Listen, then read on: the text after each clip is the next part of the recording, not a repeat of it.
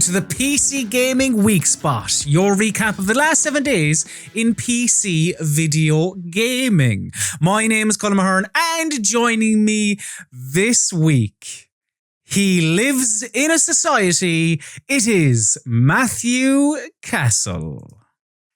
Hello. That reference escapes me. Well, you see, it escaped me as well until this morning, when I saw that this was apparently a thing on the internet. Now, maybe it escapes both you and I because of, whilst our jobs are on the internet, maybe not being as entrenched in internet culture. But are you familiar with the work of Zack Snyder, and in particular, this upcoming Zack Snyder cut of the Justice League? Am I? I'm pumped. Well, apparently there was a meme a couple of years ago where people would use the image of the Joker and say, we live in a society, dump your jock boyfriend for a game, or I don't know. I think people use it ironically, but I'm not sure. But apparently the Joker says it in this film. I don't know. It was the best I could do this week, Matthew. I apologize. It's been a busy week. But yeah, do you actually have any interest in this 4-hour, not Suicide Squad, Justice League film? No. Not particularly. This idea that there's somehow like a 5-star film hidden in the 2 to 3-star film that is Justice League is preposterous. And especially the idea that what will unlock this 5-star film is more Zack Snyder stuff. Well, is Zack Snyder not... I mean, he's maybe putting his career out there on a limb is a bit strong. But he's putting... There's so much behind this and so much sort of fanfare that if it all goes tits up, as you said, in what is... to be fair, I haven't seen it. I'm only going on secondhand accounts. But what people say is at best okay, but in reality, kind of not great. How do you unearth this fucking Schindler's List classic from if they went down the Schindler's List route, that would be a different tone, to be fair. But yeah, I don't know. I mean, DC's problem is that they were always chasing the Marvel dollar and trying to create this cinematic universe when there wasn't one. Yeah, they sort of did the Avengers before they'd done all the individual films. Yeah. And the weird thing is I think some of their individual films aren't too bad. I may not love them. I think if they're if anything, I think the problem they have is that they've employed too many good or interesting directors to do the individual films. Right. So they've got a bit of personality and character. That means that when you try and bring them together, it doesn't make much sense. Where in Avengers, everything is so sort of beige from start to finish that when you want to get all those beige characters and stick them together, it works brilliantly because, But I'm saying that generally across the board, the Avengers films are more entertaining. But I feel like I can sense the work of filmmakers more in the DC films. Oh, weirdly. Okay. Just in terms of this is someone who's got a bit of vision for this. Right. Okay. Wonder Woman is very different from Aquaman. Is very different from Man Superman. of Steel. It's very Yeah. But not saying they're good films, but I will always rather, interesting directors try and do something. The thing that ground me down with the Marvel films is that they could have been, it felt like a lot of them could have just been directed by a committee. Right. Okay. Yeah. I mean, I am yet to see any DC film, and I doubt the Snyder Cut is going to be the one to push me over the edge. Aquaman is really silly, but quite a good laugh. But the thing I've heard about Aquaman is exactly that. Is it not unintentionally funny? Yeah, yes, it is. I don't know. It's just a bit of a romp. It's really daft, and there's some quite good actors playing riding on whales and shouting mad dialogue and stuff. it's quite funny, and it's kind of it's almost a bit like Flash Gordon-y. Like it like really goes for it in a way that I kind of admire. But I just don't really care too much about Aquaman, and but it is, if you want to see like Willem Dafoe riding like a squid or something, who doesn't? Yep, who doesn't? It's got a bit of something going on. Sadly, we don't have news quite as exciting as that, but I do have a few information snacks for you, Matthew. So if you could get your news crank and open that gob of yours, please. Info snacks for his gob. So, in some of the smaller news in video games in the last week, I mean, smaller. If we were different people, we could probably do 3 hours on this little tidbit alone. But I don't care, and I'm pretty sure you don't care either. Kingdom Hearts is coming to the Epic Game Store. Every last fucking one of them. Final Fantasy Disney crossover games. They're coming to the PC, exclusive to the Epic Game Store. This was announced in Epic's showcase thing earlier in the week. Is Kingdom Hearts a series that you were ever able to crack open, Matthew? Because I know I wasn't. No, I think I remember my brother playing one on the PlayStation and being quite into it. And I remember being quite impressed by how they kind of got all the voice cast together to make it like super authentic. But then it's just bogged down with all that Kingdom Hearts bullshit. It's the most confusing story ever, which is mad because it also has Bambi in it. And I just can't really marry those two facts together. I had to review a couple of these games on like spin-off games on DS and 3DS when I was on Nintendo Mags. And there it was like, here's a corner of a story which doesn't exist on your platform and you can't possibly understand. And it's so confusing. It's like jumping into like the fifth book of a 10-book sci-fi series and expecting people to swim. I mean, if you're going to bring it, you may as well bring the whole lot. As standalones, I don't think any of them make a jot of sense. Yeah. I don't know. In other news, and slightly more... Weird, isn't it? It's a game for weirdos. It is indeed. But yes, in other news and slightly more kind of quite serious news, and I don't know, maybe this is sort of a developing story, as it were. CD Projekt Red were hacked last week. And the source code for Cyberpunk, The Witcher 3 and Gwent was all stolen.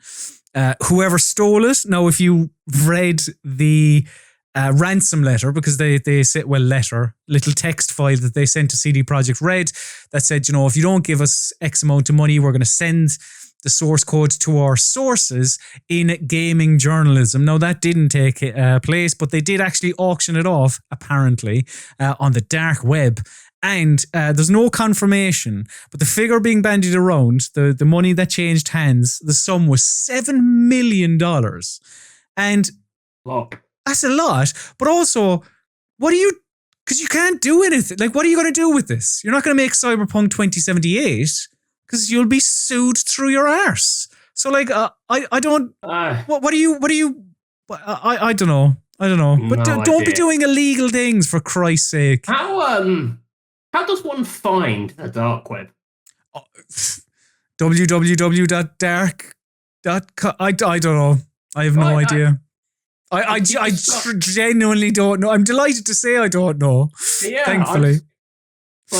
You can't Google it. I feel like, because I've always seen as the dark web as something that they mention in CSI, like this kind of fake made up Dick Wolf thing. They'll be like, we'll go to the dark web. It's like, apparently the dark web is real. It sounds like night mode, doesn't it? Yes. A little switch on the website. I prefer the dark web because I find the normal web it's a bit too bright. Harsh on the eyes, yeah. Yeah. Something that also may be harsh on the eyes is the Borderlands film. The cast is mad. The latest member of the cast was announced last week, but we haven't actually spoken about it on the show. So it's an Eli Roth directed film, which will probably turn off some people or maybe turn on others.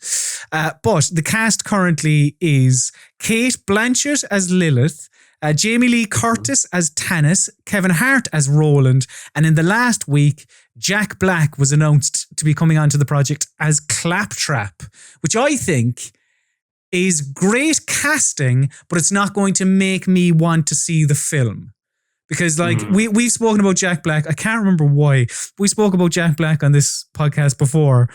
And like, I don't mind Jack Black. He's okay in small doses. It's just when he gets a little bit Scooby-Doo that I'm like, all right, Jack, calm it a little bit. But like Claptrap, Scooby-Doo fucking up to your eyeballs. Like it works for that character. I don't know. It's actually like weirdly unsurprising cast, given that Cate Blanchett and Jack Black were both in Eli Roth's last film. So it's not that whatever that thing was about the house with the clocks in its walls.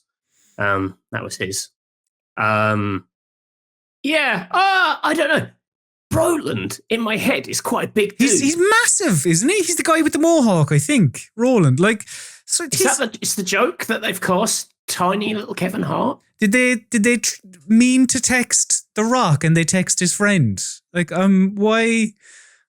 I don't know. That's odd. That's yes. I don't know. It could be all right. Could be all right. I mean, the key to a good... the thing, like...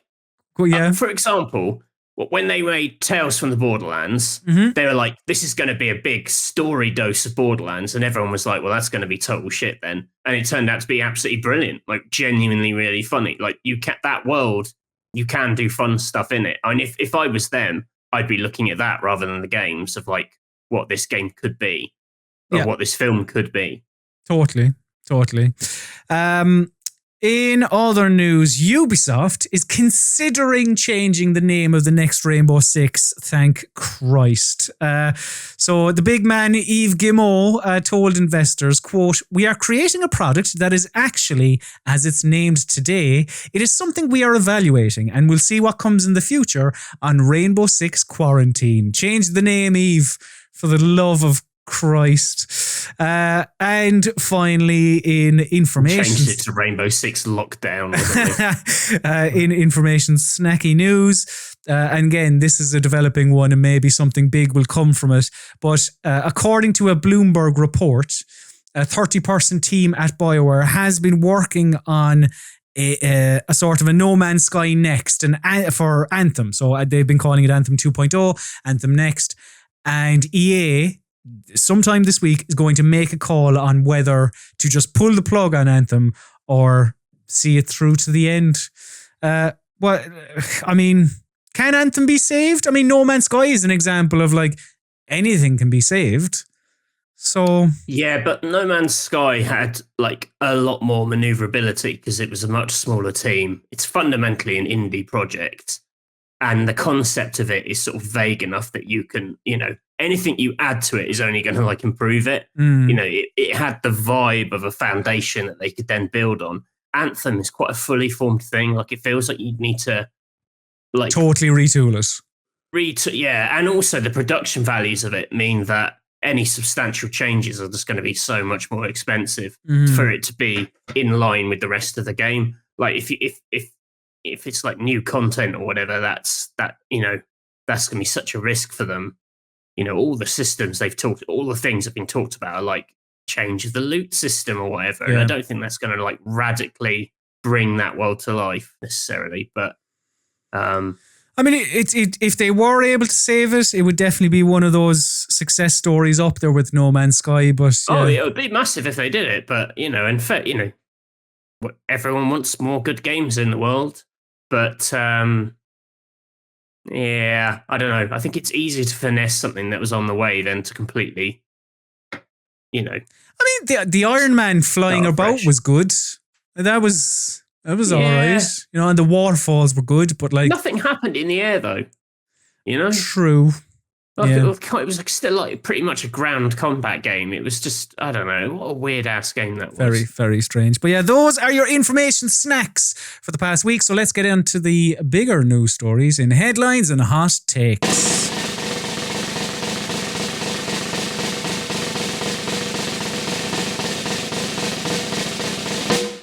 Yes, headlines and hot takes is the part of the PC Gaming Weekspot, where we take you through the bigger news stories of the past week. And in what was a relatively slow week, there were some bigger stories, I suppose. One involving the biggest week in video games. Yes, E3! E3 2021 is apparently going to be happening. It's going to take some form. Kind of. Obviously, if you're watching the PC Gaming Weekspot, you're seeing footage from E3 2019, which was the last... What is this footage? This is not my E3 experience. I have never high-fived anyone because I'm having so much fun at E3. I've had to find a quiet room and basically have a breakdown. So, this story is... I mean, well, let's get into it. So, VGC got some planning documents last week for E3 2021, which then forced the ESA's hand, the organisers of the event, to actually say something and address what is happening with E3 2021. So, it's going to be an online event, a 3-day event from the 15th of June to the 17th. 12 hours a day and just full of live streams. An ESA spokesperson said, quote, "We can confirm that we are transforming the E3 experience for 2021 and will soon share exact details on how we're bringing the global video game community together. We're having great conversations with publishers, developers and companies across the board, and we look forward to sharing details about their involvement soon." So the documents the VGC had, they mentioned an award show, a preview kickoff night. So I suppose technically not a 4-day event, sort of, and 2-hour keynotes from major publishers. And there was also going to be streaming spots for partners and influencers. And there was also proposed plans for this sort of Judges Week for the media the week before. And if you don't know, Judges Week is where press will come in the week before and play games, basically kind of prep their coverage of the games that will be shown off on E3. Judges Week used to annoy the piss out of me. Why? Because you have all these sites who are like, ooh, what's going to happen at E3? Or what could they possibly have? And it's like, you've already fucking played it, you liars. You know, like this, I hate this spiel of like, it's reported that there's going to be an Assassin's Creed announcement. It's like, yeah, which you've already played. Boo. Boo. Also, I mean, I should clarify, I was never invited to Judges Week. Which may colour some of my... Probably makes it sting a little bit more, yes. Matthew, where does E3 sit in 2021? Like, I mean, both as an online event, but even just as a thing. Because back in correct me if I'm wrong, Mr. Nintendo, 2013, I think, Nintendo pulled out and just decided, rather than do the big stage shows where you're meant to be Wii drumming mentally, they decided to go for the Nintendo Directs in 20... Yeah, they were still there though. They still had a... Okay, they still had a presence. You know, they were still...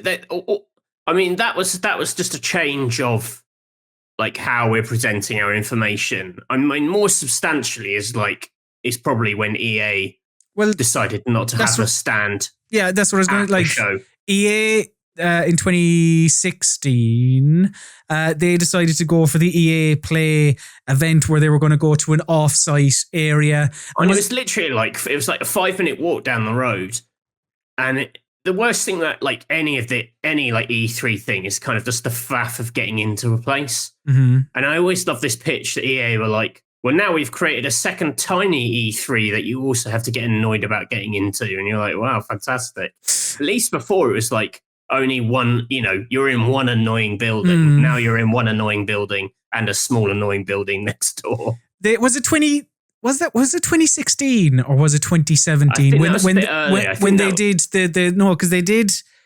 because they went off site, but then I think like the following year they actually had a spot in London as well, because they, even during their press conference, they went from what's his name, Andrew Wilson, to Peter Moore, who was in London. And because I went to the London one that year. But then in 2019, you had Sony pull out with PlayStation. So like the relevance of E3, I suppose that's what I'm kind of going around the houses to get to this point, is that the relevance of E3 has been dwindling for a couple of years anyway. And last year, you had the Summer Games Fest, which was Jeff Keighley's headed up, and say what you will, hang on, give your Jeff Keighley thoughts for a moment, because yes, we will come on here and say that the Game Awards isn't an award show. It's not a celebration of the previous 12 months in games. It's about trailers, it's about hype, it's about marketing the games that you will be playing in the future. But so whatever about the positioning it as the Game Awards, like the Summer Games Fest is where Jeff Keighley works well, because it is about hype. It's about all the games that you are going to be playing. And like last year, that was when the Jeff Keighley, he pulled away from E3 after 3 years or so of the E3 Coliseum, which was his thing that he was doing, partnering with them. And he housed these streams from all these different, like there was a Tony Hawk one, like there was game specific ones, but then there was also this Summer Game Fest was like almost a hub. I don't know his direct involvement with some of these things, but yeah, it acted as like a hub for all the different things, like the Future Game Show, even the PC Gamer Show. I think he's very good at making himself look like a ringmaster of things that he's not necessarily a ringmaster of. Yeah. Like just by sheer force of will, he's able to just sort of say, here are like my events that I've got, but if I put them next to his other events, he looks like Mr. E3.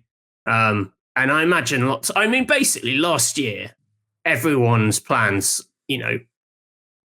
suddenly went up in smoke. Mm-hmm. And then everyone was trying to do the same trick. Like every big media company was trying to do their version of E3, and it was just like trying to harvest as much kind of news and exclusive reveals or whatever. But Jeff Keighley obviously got a huge platform for it. I mean, when I saw these announcements, this sounded to me just like E3, the organizers of E3 are going to try and get on top of that and, do this for themselves.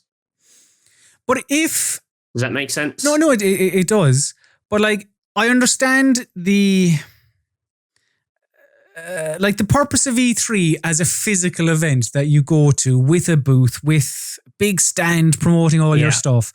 I get that. But as an online event for a Microsoft, for example, like what benefit is E3 to them when they can just have their own live stream? Like, that's kind of what I don't really, in particular, whatever about the kind of, what's E3's relevance in a world where we can walk around and hug each other and shake hands, where we're all in lockdown. I don't know if it has a place. Yeah, it's kind of tricky because it felt like what's kind of held it together is the idea that you don't want to be the person who's not there in terms of an online presence. Like if you don't have a conference, it can look a bit shady. It looks like you've not got anything to say. It looks like you've got, and you let other people kind of win the conversation in that way. And, everyone's been trained just all eyes on E3, over the years. So to not use that opportunity to say your piece is mad. But you're right. Without E3, you basically get what happens last year, which is people decide their own plans. We had this drip feed of basically micro E3 conferences from Xbox at different times. Same with PlayStation. They didn't seem to be like particularly in competition with each other. They were just like, this is a bit of a vague year. Like as a user experience, I'd say I found that quite unsatisfying last year. So that what I was going to bring that up is that I myself prefer E3 because it's like it's condensed into this 1 week. And like, it's like a lot of stuff being thrown at you, but at least it's not, as you say, drip fed over the course of 3 months or whatever it was. Just get all the bullshit done and we're off. And having it over a couple of days definitely does feel like it feels bigger. Like there's no doubt about that. But because if EA or whomever, if the ESA goes to EA and says, come on board and, have a live stream, a keynote or whatever at E3, like EA are going to have to hand over a bit of cash. And then, then you kind of go, well, no, we'll just do our own thing like we did last year, which was where they announced Skate and all that.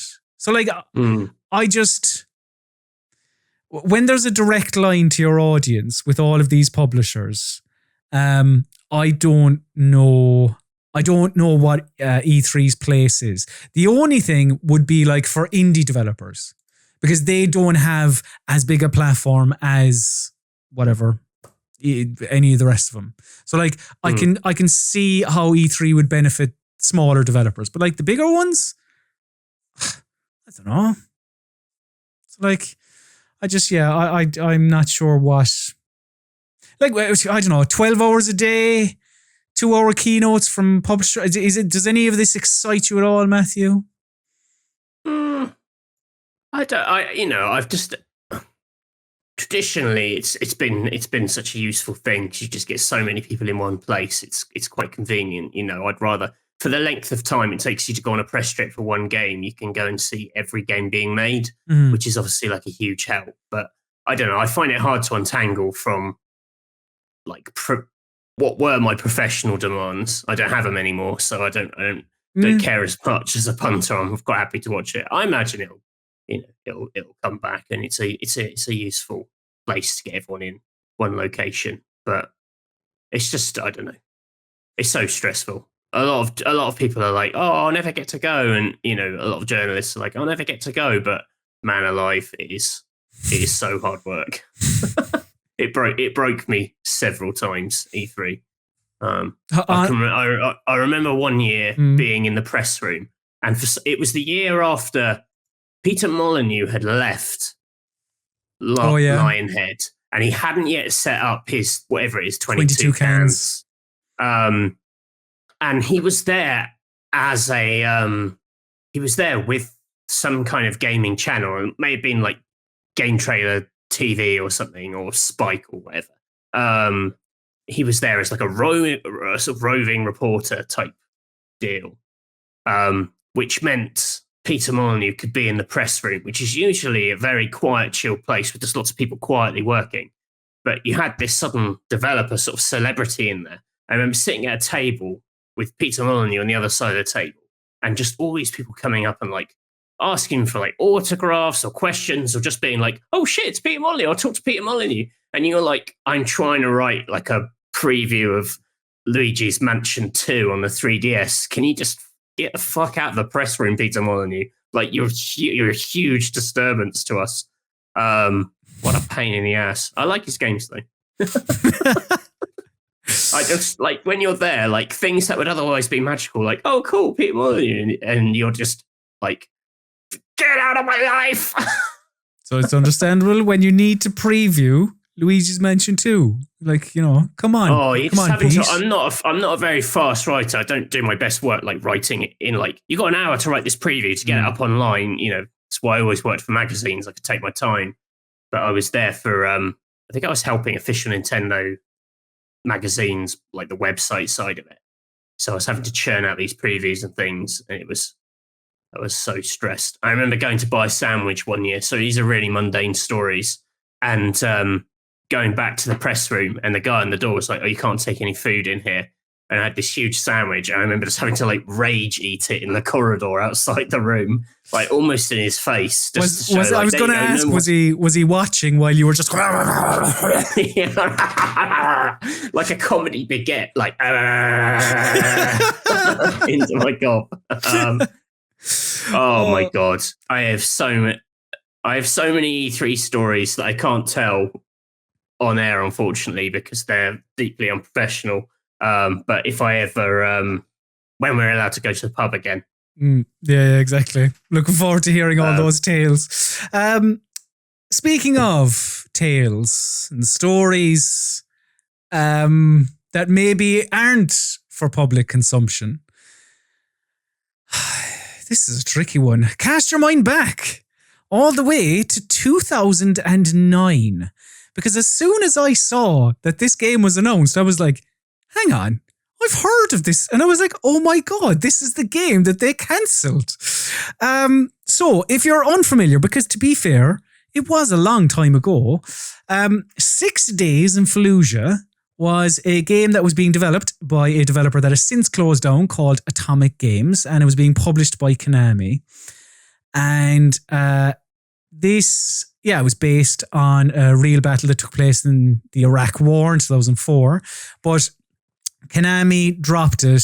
It was just shrouded in controversy because, the war was going on and people were like, oh dear, this doesn't seem like a good idea at all. Well, yeah, it's coming back. It's an all new 6 Days in Fallujah. It was a third-person shooter back in the day. It's now a first-person shooter. New developer, new publisher. And this announcement is, I have a couple of quotes here for you. So this game apparently, quote, recreates true stories of Marines, soldiers, and Iraqi civilians who fought Al-Qaeda. And also, quote, you will lead a fire team through real-life encounters enabled by unique technology that simulates the uncertainty and tactics of urban combat. Over 100 Marines, soldiers, and Iraqi civilians who were present during the second battle for Fallujah have shared their personal stories, photographs, and video recordings with the development team. And they go on to say, kind of preempting some flack, I suppose, that they were expecting, quote, just because this war was controversial doesn't mean it wasn't filled with remarkable stories of sacrifice and courage. It has, however, stopped many of these stories from being told.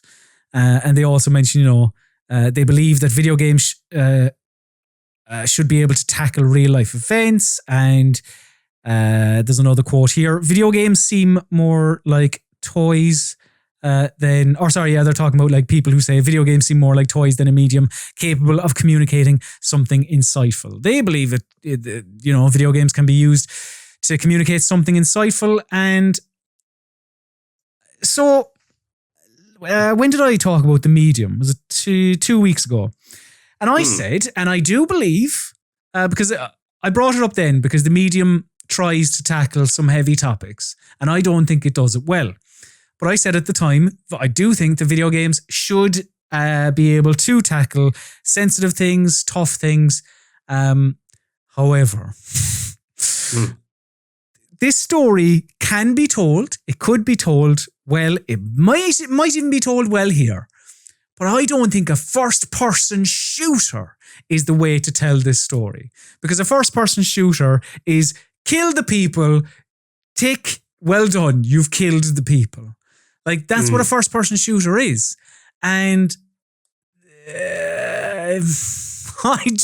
this is a... Yeah, it's a tangled one. I mean, I must admit, when I was watching the trailer for this and they had the little talking heads of people who were there, it reminded me of, like... I mean, that's the technique they use. I can't remember, did they ever actually use it in Medal of Honor? I know in Band of the VR Brothers, one. In Band of Brothers, they had the TV show. They had the talking heads with the people, and the idea was this is like a story born from their stories, and it almost like kind of like legitimized that in a way and said, well, we have permission to tell these people's stories, and that's why we're sharing it. I mean, this sort of feels like like an accelerated time version of that. It's kind of like, let's do that, but for something that only happened in the last 20 years. And, I wonder if it raises a question of like, is there like a suitable time where something becomes like up for grabs as a story you can tell? I don't have a particularly smart answer to that, but yeah, it's a tricky one because I do think, they said themselves, our intent, the intentions of this project got mired because of the controversy of the war mentioned. And you're like, well, that didn't stop them from doing like, Vietnam in Call of Duty Black Ops. But that then left a very sour taste, I thought, because I think the danger with a lot of these things and where a lot of video games go wrong is that they tend to tap into like the pop culture, like iconography of the thing, and that was definitely the case with Black Ops. It wasn't a game about Vietnam. It was kind of more a game about like how cool lots of people who like, have watched Apocalypse Now and didn't necessarily understand it and just thought, oh yeah, it was badass the way they used that music and da-da-da, or the music of the time's so cool, or, oh man, I love, it's the people who think Platoon's an action film. Yeah. and go, oh, that rocks. And that's the big danger, I think, with these things, because so many games are like power fantasies, and the risk you run is trying to go, isn't this cool? And that would undermine it, and that would be a huge misstep with this particular fight and battle. Like it's a conflict as well that doesn't, like, you have detractors on one side who will say, this was an act of jingoism, and then like you have another side which is saying like you used fucking white phosphorus on civilians here. So like I just don't, and I mean, like the Vietnam War is a good example you brought up. Like, I don't know. Like maybe the Band of Brothers style interviews will give it context, will add some weight to what you're doing. But I don't think, like, in Band of Brothers, you're not playing Damian Lewis. Like fucking, these characters are, it's a passive medium. Whereas like here they're asking you, well, I was going to say here they're asking you to pull the trigger. I don't know. I've only seen what people have seen, which is the trailer. But like it's being positioned as a first-person shooter. So I just like, I don't know if this is it's a weird one because it's got some quite good talent behind it. I think the studio that's making it, I want to say it's called Hardwire, I think, and they're ex-Bungie people. That's the lead designer of Halo is there, and it's old Marty O'Donnell, the composer. Mm-hmm. But then does that not tell you then that like, yeah, it will be a shooter? Well, yeah, but they're not. Yeah, but they're not. We're not talking about stupid people here, No, yeah, I know. It doesn't scream of like, let's make a quick buck. At the same time, like, given the controversy of the original game and like what happened with it, like, yeah, that's quite a hurdle to overcome. You'd think you'd be like, oh man, like this thing's already kind of been sort of focus tested in the kind of court of public opinion, and people didn't like it back then. You must have an idea of why you want to do it. I mean, it's tricky. Like on paper, I'm pretty iffy on this. At the same time, I am a believer in you have to see a thing before you can know. Like I wouldn't kind of destroy the idea just out of hand, but I can imagine many, many ways this goes horribly wrong and seems very misjudged. Like tonally, it's such a minefield. That isn't to say you couldn't do it if you were, but like, yeah, maybe it's whether you shut down someone for saying like you're not even allowed to have a go at trying. I don't know. Like maybe this could turn out to be impeccable. I don't know. We'll see. It's it's definitely a choice. It is most definitely it's a tricky one. Yeah.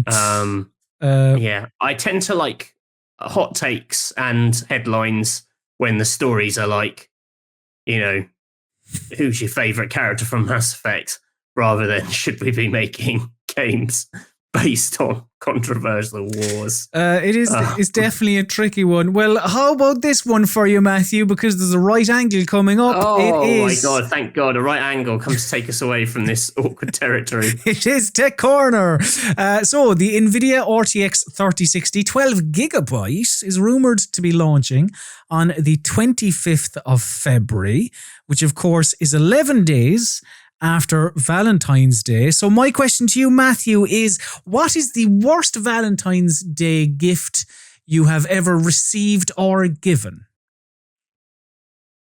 The worst, easy. The worst gift I've given was a bowling ball. No, like a murder mystery novel, which is like the least romantic thing ever. But in my warped head, I thought, oh, that sounds good. I didn't even think, like, as a gesture, here's a book of pretend murders. Doesn't look great. But, like, you know, did the receiver like the book of It was murder? Catherine. She continues to be like rib me about it to this day. Of like, remember when you got me the murder books? Show and tell, show and tell. We can't afford a proper jingle. It's meant to be jingle. Yes, Show and Tell is the part of the PC Gaming Weekspot where we tell you about the video games we've been playing over the last week. Matthew, thankfully, I say thankfully, I enjoyed my time with Persona 5 Strikers, but I spent the previous weekend like just trying to hammer about 40 hours into 48 hours.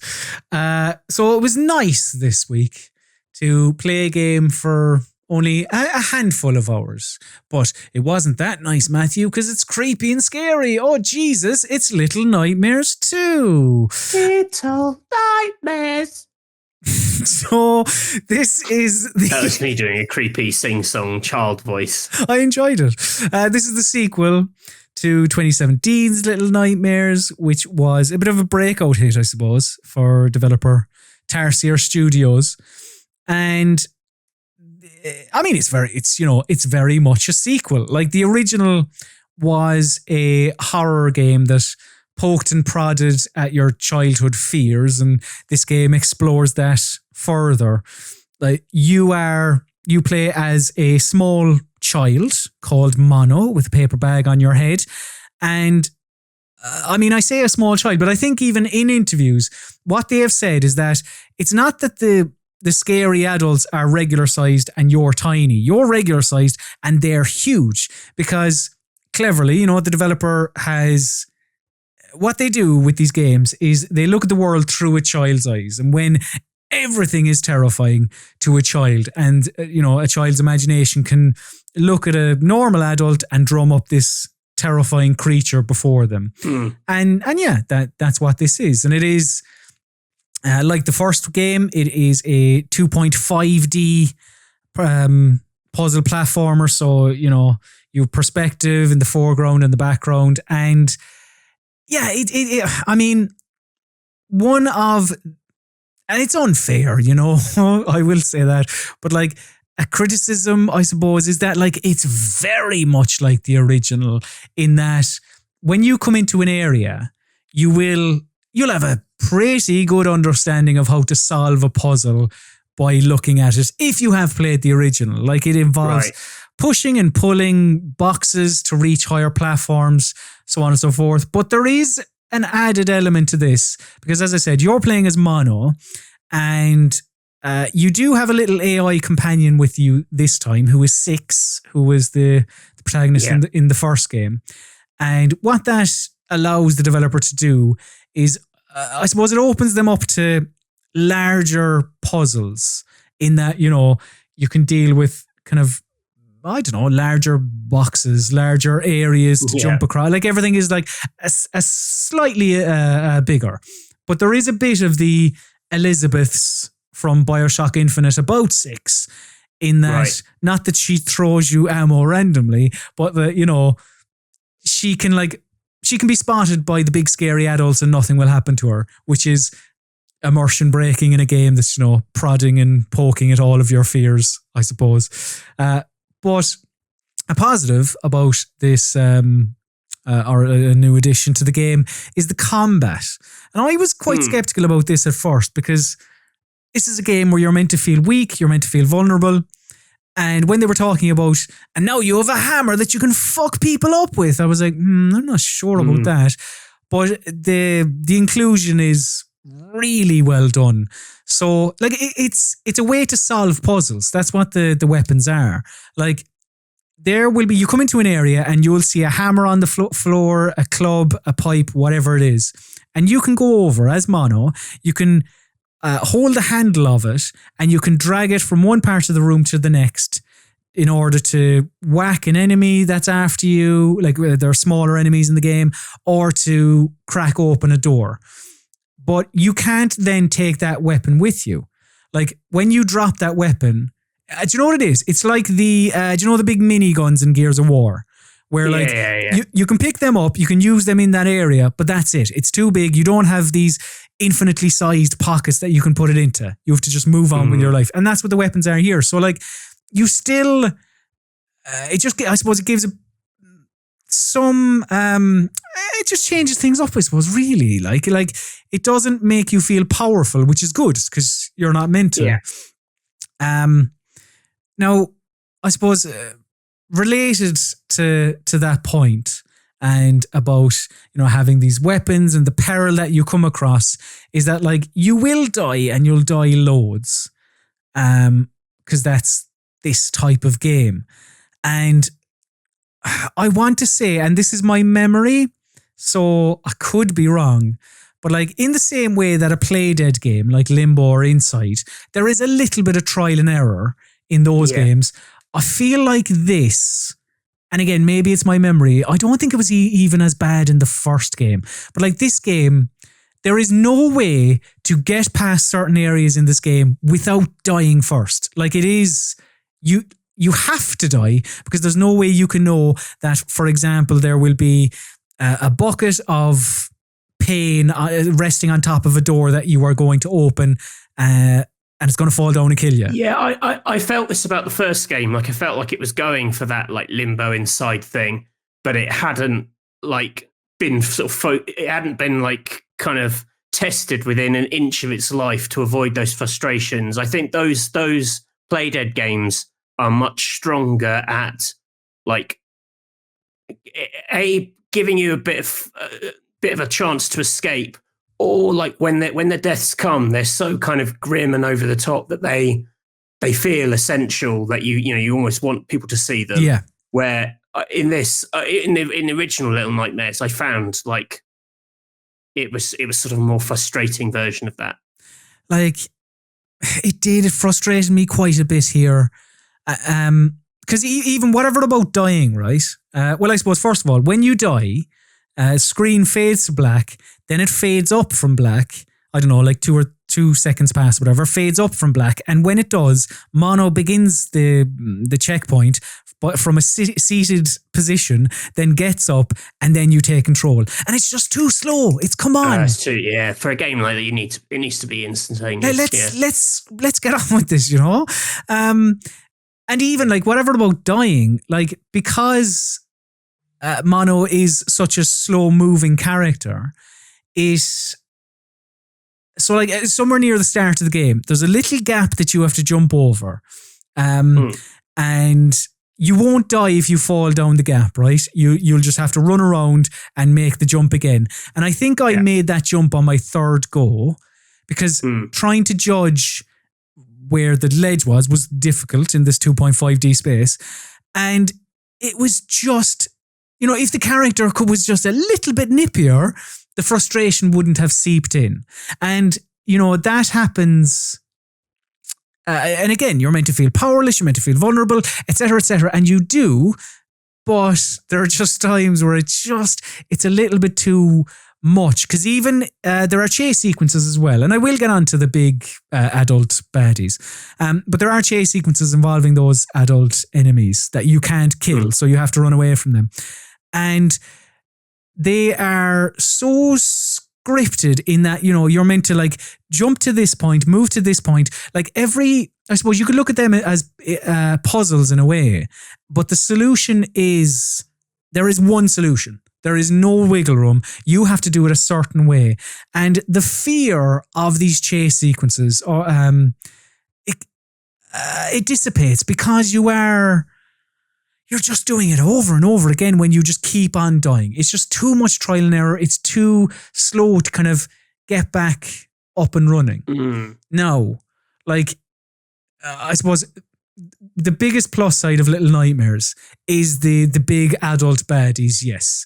Because Little Nightmares, again, like it's really good at kind of finding the recesses of your mind, kind of poking around there and, recognizing things that you would have hated in teachers in schools or in doctors in hospitals, or these things that are normal, regular things, but as a child, they frighten the shit out of you because, you know, like there's a teacher in this game who has a big long neck that she can stretch, and she can like poke around corners when she's searching for you. And like as she does, there's a kind of a leathery cracking while her neck is stretching out.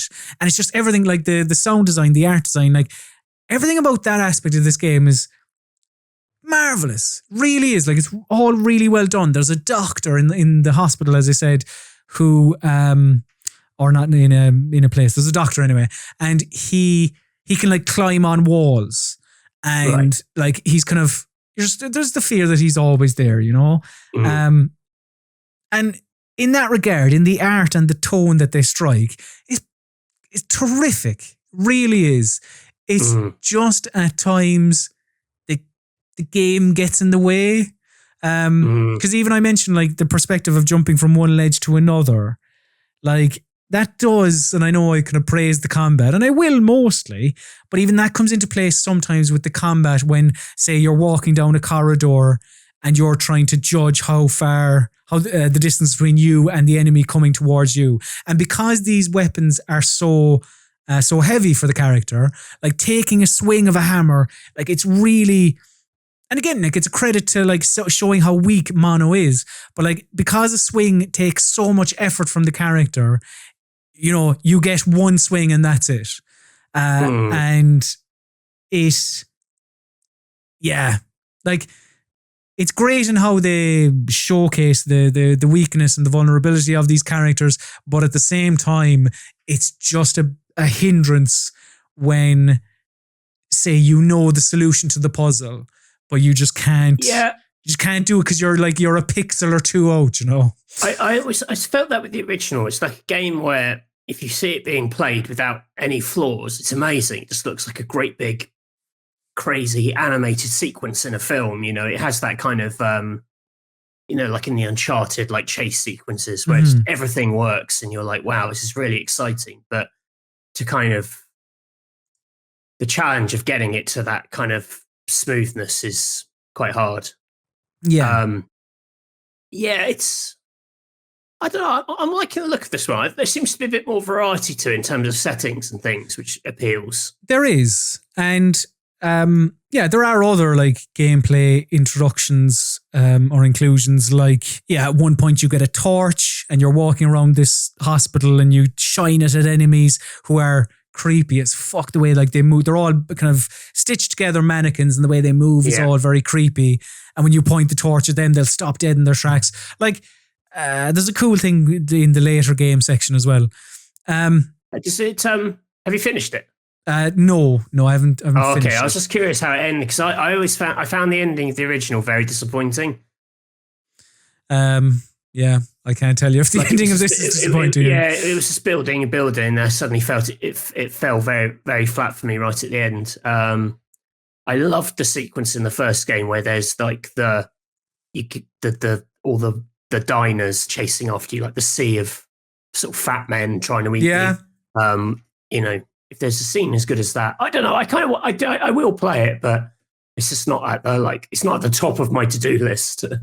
Like, it's the atmosphere, the art, the music, the sound design, the world is terrific. It really is. I have had the tune from Little Nightmares stuck in my head since Little Nightmares 1. It's one of my like go-to humming themes, which is obviously it's quite a creepy tune. Little earworm, but it's just other aspects of it that's drag it down a little bit from for me and kind of prevent it from being as good as I think it could be. But like, you know, still, if you adored the first one, there's a lot here for you. That is Little Nightmares 2. Matthew, you have gone back a bit to 2019, I believe. Yeah, in the lack of big, exciting new things that I'm interested in, I've been going back and plugging some holes in my back catalogue. So I thought I'd share. I mean, it's show and tell. It doesn't say like show and tell has to have been released in the last month. That's not in the jingle. It's not. If anything, if you recall the jingle to this section, we are both holding copies of Halo 2. Indeed. So we are showing something that's very old. And to be, so it's false advertising, really, because I think we are yet to speak about Halo 2. We will at some point. Maybe, yeah. But yeah, you've been playing game Astrologaster. Astrologaster, which Wikipedia describes as, for our Mystery Steam review fans, as a comedy narrative adventure video game. You play as the 16th century physician and astrologer Simon Foreman, who is a real person. And basically, I believe the makers of this, who are Niam, I don't know quite how it's pronounced, sort of talk on this, on the diaries and journals of this 16th century doctor, and thought, oh, that will make for a good game, which may be an unusual pitch, but it's a narrative game. So it's kind of a branching, making choices to sort of branch the story kind of game. And the format of it is that you play as Simon Foreman, who is trying to become a doctor. And to become a doctor, having not gone to medical school, he needs to kind of get the endorsement of various patients, which may sound counterintuitive, that to become a doctor, you have to basically pretend to be a doctor. But that's sort of part of the joke, I think. And the format is you have these patients who come and visit you and explain their ailments, and then you use your star charts and astrology to basically work out what ails them. It's not like a technical diagnosis game per se. I mean, a lot of the time they'll tell you things, and the best outcome is if you work out what the ailment is and then say, so if someone says like, I've got a headache, it's unlikely to be like a problem of the bowels, for example. Right, yeah. But then the idea is that what you actually tell them sort of changes their story. So the next time they come in and they tell you what they've been up to, you'll have branched their story out based on your previous diagnosis. And the idea is, as you go through the game, you're trying to there are many, many patients, and you have to get, I think it's 8, you have to get like 8 endorsements. So you have to not sort of fuck up 8 of them. Is the basic plan. So it's very simple. It's just this back and forth. They come in, you talk to them, you pick a diagnosis, they go, they come back.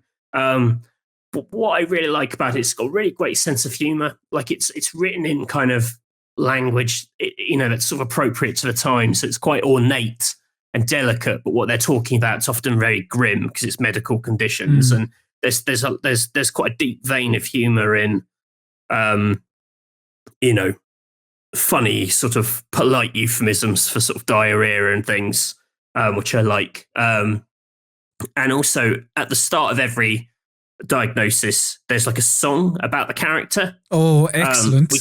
Which you can't hear, but that's what you're looking at right now, is that it's sung in the style of the time. So it's like a choir singing this thing, and each character has like a different song style associated with them. And it's kind of a recap of what's happened in their story so far. It's just a very interactivity wise, it's very simple. You're making these decisions. The whole thing's presented as a pop-up book. I was going to say that the aesthetic is cool. The pop-up book. Yeah, they did. I believe Niam, their first game was like a pop-up story adventure called Tengami, I think it was called, which came out a few years before. So I think that's like one of that's their they've obviously thing. got the tech for it, or that's their kind of vibe. But yeah, it's a game where your decisions build up across time, and you develop these relationships with these characters, and like weird stuff happens. The kind of comedy of their situations gets darker. I think I've heard this described as almost having like a sitcom sensibility from the team themselves, in that you have like a running cast of characters and you get to know their stories, and there are like twists and turns, and one person might be suggesting this, and you may be advising them based on one perception of something, and then it turns out their situation was very different and you've screwed them over. I just thought this was very gentle, neat, but kind of very affectionately done. Maybe a little clever in places. Like some of its jokes depend on not an amazing knowledge of the time. All right. But it's very embedded in the time, like the events of the time and things like that. So it's not like, it's quite true to the period, it treats it quite sort of sincerely, which I like as well. Yeah, just a novel little thing that I've enjoyed going back to. Very good. Going back to, I enjoyed playing, but I've gone back to it because I didn't play it originally. So, yes, Astrologaster. It's time for Mystery Steam Reviews. Yeah! Yes, Mystery Steam Reviews is the part of the PC Gaming Weekspot where we test the knowledge of one another via Steam reviews that are a mystery. And the rules are as follows. Both I and Matthew bring 3 Steam reviews to the MSR arena, but we omit the name of the game associated with each review. Our opponent must correctly guess the game attached to each review. 1 correct answer equals 1 point. It makes sense. While the both of us have 90 seconds on each MSR, we both also have help in the form of 3 lifelines. These can be used at any stage during battle and also pause the 90-second timer. Each lifeline can only be used once, and they are as follows. Question, where the hot seat haver gets to ask a yes or no question. Second opinion, where a second review is given to the warm chair sitter. And genre, nearly said something else. And genre, the genre of the game is revealed to the one with the warm arse. So, for this week's Mystery Steam Reviews, we left it in your capable hands once again. You chose the theme of this week's edition. And after running a poll on the YouTube community tab thing, youtube.com/rockpapershot, you chose real life likenesses in video games. So video games with the voices and faces of famous people in them. Celebrities in games, basically. You see, when I looked at the poll, horses were in the lead. And so I did horses. I prepared 3 reviews for horses. And then this must have won out in the end and I was screwed, so... Well, maybe horses might win in a future week and you'll already be prepared. Put horses back in because I've got some goodies for that. Okay. So yeah, I think that's pretty straightforward. Real life celebs in games. We agreed, though, not sportsmen. Yes. Yeah, because that would, I feel like that's opens you up easy. to any sports game and it just gets a little bit messy. So yeah.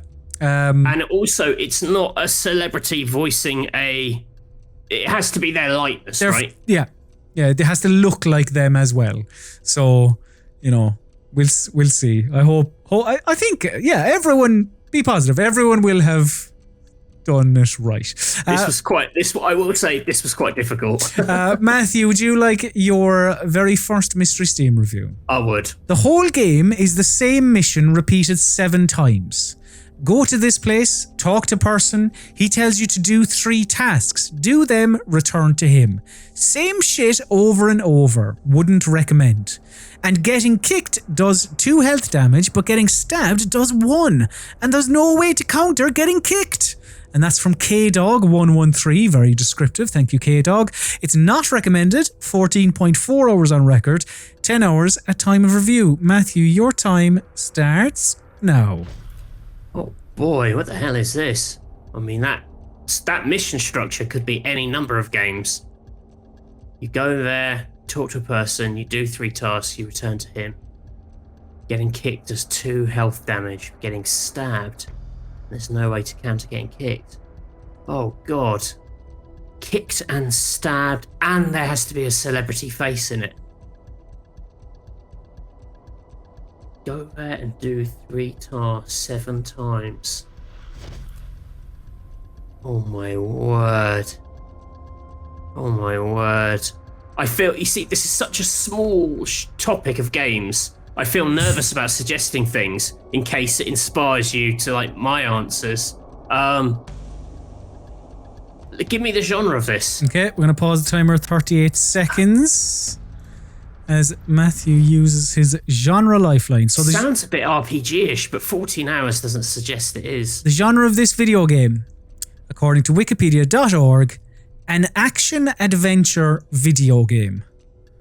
An action-adventure video game. Your time, 38 seconds, starts now. Action-adventure video game. with a famous face in it. You go there and you do 3 things. Oh my god, dare I risk another clue on this? Oh, dare I? Dare I? Oh god.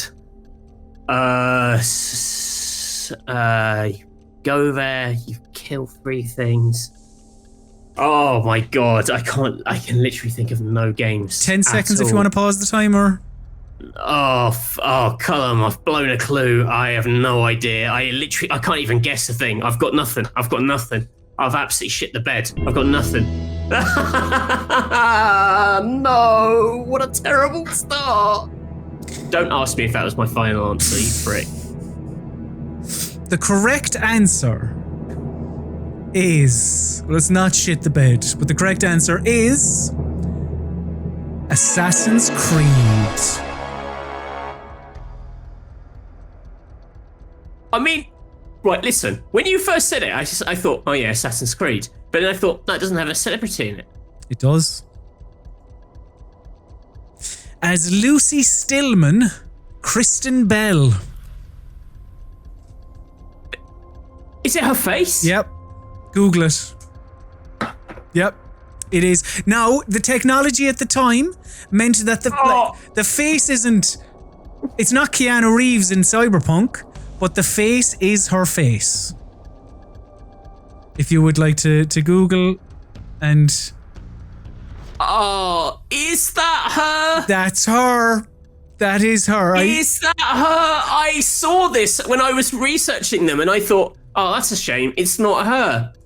That's her, Matthew. That isn't. That is. I'm looking here. It's a woman with blonde hair. That's her face. I have a look at this image here. This is, hold on. If I paste this is going to make terrific audio. If I paste that there, look at it, click on that link and tell me that isn't Kristen Bell's face. Oh, I mean, like, I think this is bullshit, but you know. Well, look, I'm, you know. Listen, whatever. Okay.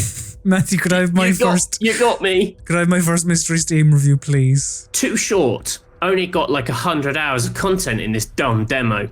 Redacted. Recommended. 113 hours on record. 112.8 at the time of review. Time starts now. Okay, not the most descriptive of reviews. 100 hours in a dumb demo. Well, that makes me think of Metal Gear Solid Ground Zeroes. Unless you're going to tell me that Snake looks like Kiefer Sutherland, but it...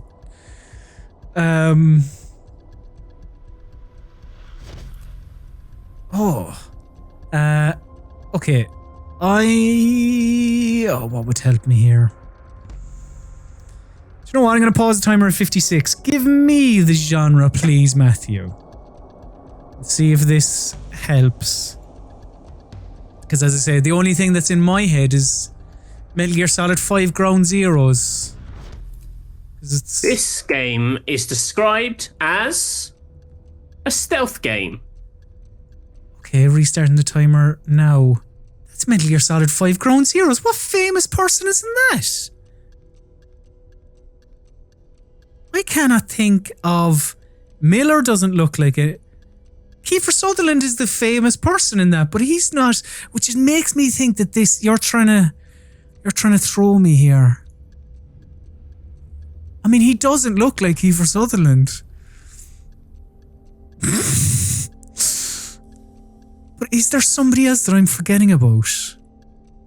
I mean, that Skullface fella, he doesn't look like anyone, or he's not anyone's voice.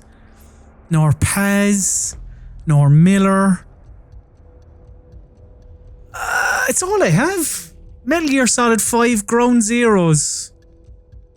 Is that your final answer? Yes, that's my final answer. So, thought this was Ground Zeroes quite early on, but you thought, does this have a celebrity in it? Kiefer Sutherland famously voices Big Boss, but does he? Not Big Boss. Yeah, but Naked Snake, who... Big Boss. Yeah. The boss. I get my bosses confused. But does his face appear in the game? The correct answer is Metal Gear Solid 5 Ground Zeroes. I mean, Kojima. Celebrity. Kojima, you didn't say. Oh, come on! Don't question it when you got it fucking right. All right. Hooray! Oh, fuck off! That is a face and a voice of a. You said real life. Did I not say celebrity? All right, fair enough. You just said real life likenesses. I said famous people. And I suppose in the document that you sent me, it says real life likenesses. It also says here in the brackets, famous people. So like, he is famous. Okay, sure, yeah. No, look, you got it fucking right. Don't rub it in my face. Matthew, here's your second Mystery Steam review. What a git! What a great game. Story rich, and it feels like you are participating in a sci-fi hero movie. Amazing experience. I've never seen anything like this. I'm a movies fan, and this game did not let me down. That's from Lee Rock. It's recommended, 33.4 hours on record, 30.5 at time of review. And Matthew, your time starts now. I mean, when you say sci-fi, that makes me think of the sci-fi Call of Duty, the space one, because I know that has Jon Snow in it from Game of Thrones as the baddie. Because he's one of the few actors who has appeared in a game. But 33.4 hours on a at best 8-hour COD campaign. I guess you could have played multiplayer. It aligns with that. I could see how someone could play that game and have that review. A sci-fi. Give me the second review. Okay, pausing the timer 52 seconds as Matthew uses his second opinion. So the second opinion of this game is as follows. The game is simply amazing. I can't believe some reviews rated it so poorly. The game itself is just gun shooting with some time-bending powers, but in my opinion, it doesn't need anything more than that. That is your second opinion. So your time at 52 seconds restarts now. Oh shit, that isn't COD. Time bending. Oh, Quantum Break. Is that your final answer? That's my final answer. Sorry, a little slow on the uptake there. At first, Matthew, you were thinking sci-fi, Kit Harington, Jon Snow, Call of Duty. But a use of second opinion has led you away from that to Quantum Break, of course, Remedy's game before Control, which does indeed have a famous face in it, a number of famous faces. But is it the right answer? The correct answer is Quantum Break. Well done. Well done. Great, fine use of second opinion there. Thank you.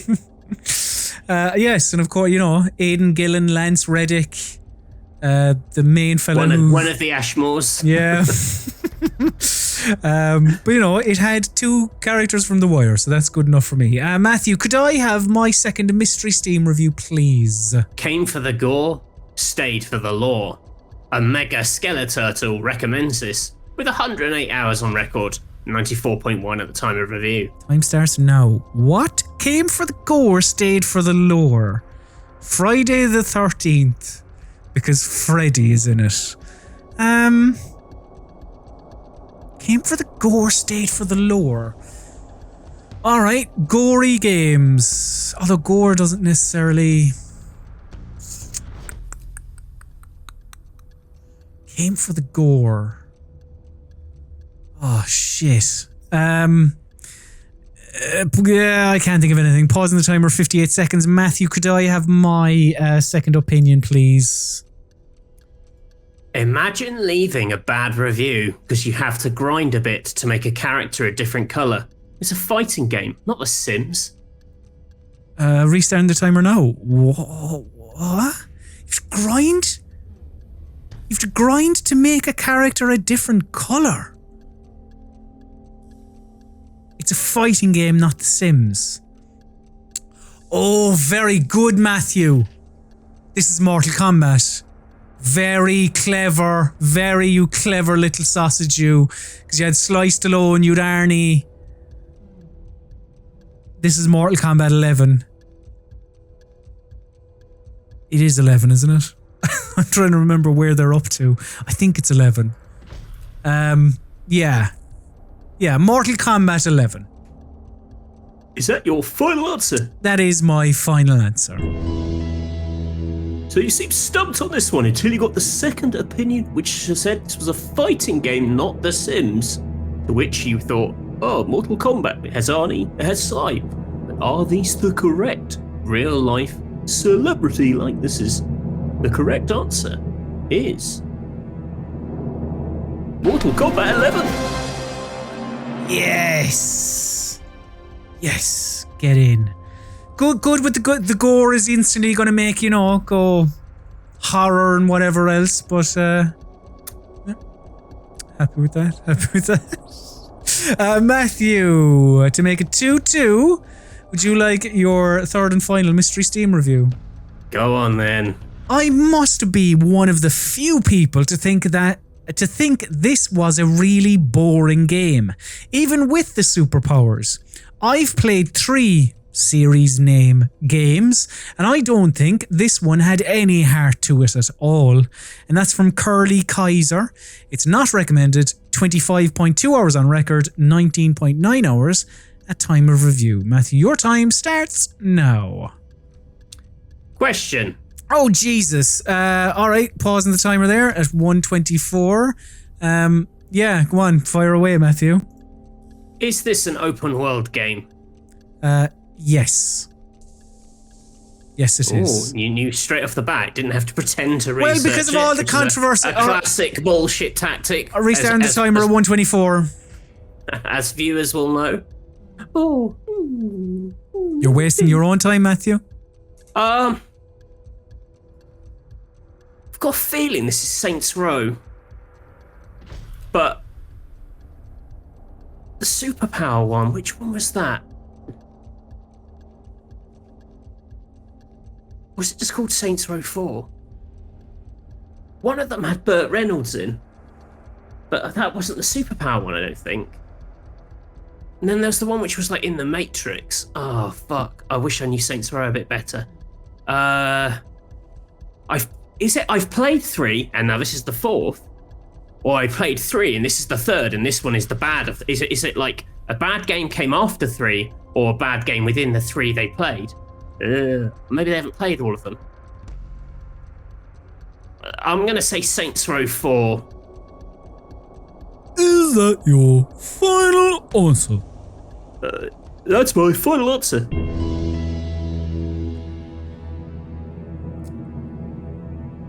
So the question, because obviously straight away you were like reading this reads like a Saints Row to me, and the question use of is it an open world game? That kind of confirmed your suspicion. Then you were trying to figure out, you know, what celebrity and what Saints Row do they have superpowers? But you've ended up on Saints Row 4. And I can tell you, Matthew, that's Saints Row 4. Or the correct answer is Saints Row 4. Well done. Well done. I'll get one past Old Castle. Keith David, who plays Keith David. That's right. His likeness, his voice. Burt Reynolds is in one of them, right? I don't remember Burt Reynolds being in one. He is Burt Reynolds. Yeah. Is he in the 3rd? Is he in Saints Row the 3rd? Maybe. I think he's in the 3rd one. But yeah, the superpowers and all that, that is Saints Row 4. Matthew, could I have my third and final Mystery Steam review, please? It almost feels as if George is right there punching you in the stomach himself. says Disco. They recommend, with 10 hours on record. Time starts now. Who is George? George is right there punching you in the stomach himself. Is George the name of the celebrity, actor, or personality? Or is George the character? Ah, Jesus. George is punching you in the stomach. Is this Assassin's Creed? George Washington? He's in 3, isn't he? I mean, it doesn't use his voice as the only thing. George. Who's George? George who? George Hamilton? George. I'm trying to think of like famous Georges. George. I feel like George Washington has punched me in the stomach after playing Assassin's Creed 3. Oh, Jesus. I'm going to pause the timer at 27 seconds. Is this an Assassin's Creed game?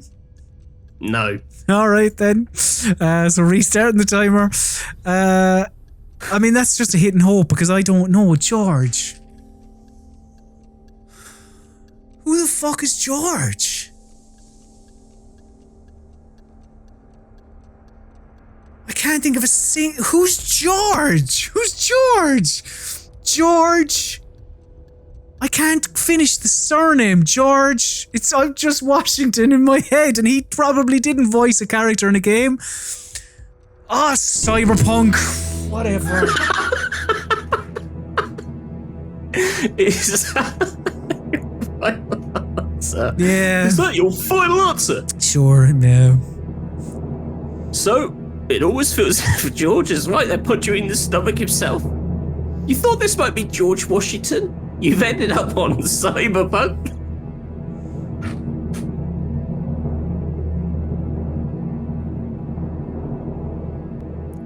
The George in question is George R.R. Martin.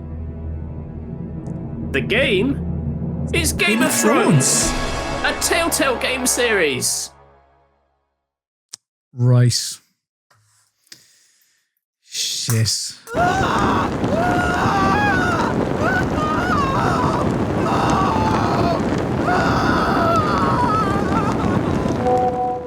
Yes, Burning Questions is the part of the PC Gaming Weekspot where we turn to you, lovely PC Gaming Weekspot listeners and viewers, for your correspondence, your burning questions. You can reach us at any stage throughout the week. Weekspot at rockpapershotgun.com. So, as always, Matthew, as is tradition, we start off this edition of Burning Questions with Mog, who regularly gives us a tenner on youtube.com/rockpapershot. He donates, does a little super chat during the, not live, but the premiere on YouTube for the video version. Thank you very much, Mog. That is very kind of you. And Mog says, what do you think it would take for cloud-based gaming services to be a truly competitive alternative to their local PC/console versions? Wrap up warm and looking forward to tonight's fun. Thanks, Mog. I mean, unless you have an answer, Matthew, it's internet. It's purely the rollout of very, very fast internet. Because, like, whilst, say, you or I, Matthew, have decent internet, often, sometimes not, the bastards, but, like, if you go into, like, a very rural area of the country, or even if you look at America, where, like, the flyover states, like, loads of them don't have, like, really super fast internet. And I think that's it, basically. Yeah, I'd say also, like, how they're actually selling these games, because it's this idea of, like, you don't own something. So the idea of paying 50 quid for this sort of vague concept of something, I think, is what flattened Stadia, where I think people are kind of probably more comfortable with subscription services for things like this, because there you balance out the lack of actual ownership with just the sheer amount of stuff. I think that's why you feel better about, like, Netflix. You know, I think if Netflix was buying films individually, you're still a little bit like, if this service doesn't exist in a few years' time, what have I actually bought? Yeah, that too. You know, like I think you need an Xbox Game Pass style offering to get people into the realms of, you know, non-ownership. Mm-hmm. Jason got in touch. Jason said, "Hello, gentlemen. Love the show." Thank you, Jason. My question for you both is, as you have gotten older, have you noticed that your taste for certain genres in games has lessened? I'm a 55-year-old gamer and have found that the passion I once had for FPS games has diminished immensely. I've no interest whatsoever in online shooters especially. Hated strategy games when I was younger, now I really enjoy them. Not grand strategy though. Have either of you started to have this same feeling? Thanks and take care and stay safe, Jason. Thank you, Jason. Yeah, Matthew, is this something you can relate to? Definitely on the online shooters. You know, I had a period in, you know, in my teens playing a lot of like local multiplayer, and then in my 20s playing the kind of rise of COD on console and Xbox Live. But in the last 10 years I haven't really played any proper online shooters, I don't think. I'm just too shit at them. The tone of them is too full on and you know, like the actual well, it's the speed of them. They're just ruthless worlds, you know. I just can't keep up with them. Like, I'm much more interested in like co-op stuff online, I guess, than I would have been before. You know, if I'm going to play with friends, I'd much rather be cooperating. I got more into tactics game. I'm not massively into like real-time strategy games, and grand strategy I'm just too dim to play. But I've definitely got more of an appetite for like turn-based tactics games now than I did then. I think that's also because as genres, they have become more accessible. Yes. You know, I think a lot of work in the last, 10, 20 years has been on taking the kind of things that people loved in the 90s and just updating them. So like what Me did with Shadow Tactics and Desperados 3 was just making, the older Desperados and Commandos a bit more palatable, a bit more enjoyable. Likewise, Modern XCOM, I think it's just so slick. It's much easier to enjoy. But generally, I'm up for most things. My lack of interest in sports games has remained constant. I mean, I suppose the older I've gotten, the more open I've been to like different genres and stuff. Like XCOM is the fight, like, it's the example you mentioned there. And I was going to, like, prior to XCOM, I couldn't give a shit about strategy games. And still a lot of them I couldn't give a shit about. But like, they have become more accessible. A lot of other genres have as well. Like, I don't know, I'm maybe I'd say RPGs, as in my interest in RPGs has lessened, but like a particular RPG, and I'm bending the question slightly, and that is the 100-hour RPG. Like, I have, if at any stage during the marketing or interview, the like doing the press cycle and all that, if at any stage somebody on a development team utters the words, "Our world is X times bigger than Skyrim," see ya, I'm gone. No interest at all. Because it's too long. It's just nothing needs to be 100 hours or more. Like a single video game. Maybe a series of video games could be 100 hours, but one game? No way. Like, so I know I'm kind of maybe answering a slightly different question, but like, an RPG that is just ginormous. No interest. So thank you very much for that, Jason.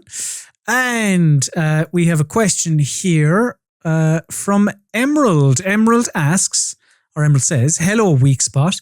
Greetings from South Carolina, USA." Hello, South Carolina. Excellent question. In the Tetris live action adaptation, who should play each of the pieces? Ooh. So here are the blocks that Emerald has.